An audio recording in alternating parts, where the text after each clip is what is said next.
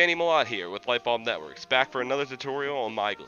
Today we're going to go over the Chrome extension for MyGlue and how it can effectively cut down on time spent every day, whether it be at home with social media and YouTube or at work with any type of login like LinkedIn or something that you have to get in every day.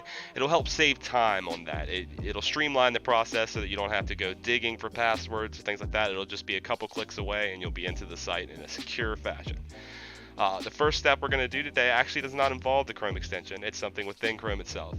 Now, there is an autofill feature with the Chrome extension that will not work unless you turn off certain settings in the Chrome browser. So the first step is going to go to the Settings tabs up here. Go to Settings.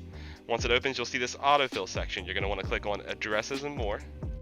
And it says Save and Fill Addresses. You're going to want to turn this off because it will basically mess up the autofill function of the extension, and it will default to the Google address fill, which we do not want in this situation. So once that's off, you're good to go. You can go ahead and exit that out.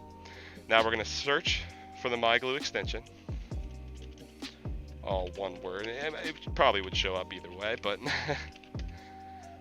go to that. It's going to be at the top here. All you have to do is click on that. It's going to open up this screen. All you have to do from here is hit Add to Chrome and Add Extension.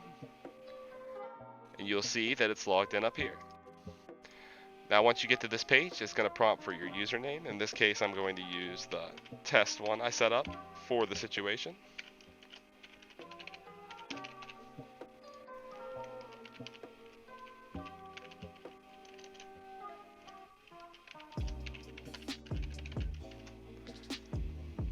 Alright.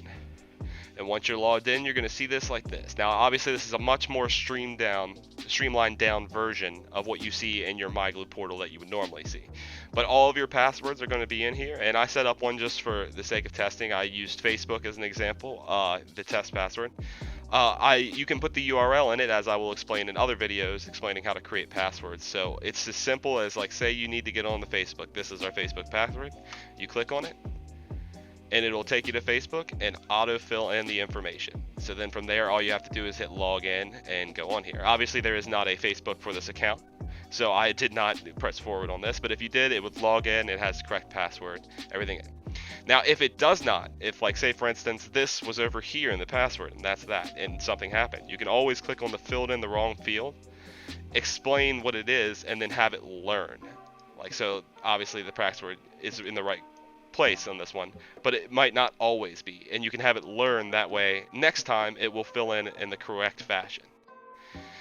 Now that's pretty much everything we're going to go over for today in today's video. Stay tuned for more coming in the future. There will be plenty more tutorials, and don't forget that we also have made available a huge knowledge base of text format files as well for you to follow through and do this on your own if you'd like, or you can follow through along with the videos that are going to be coming out over the next couple weeks.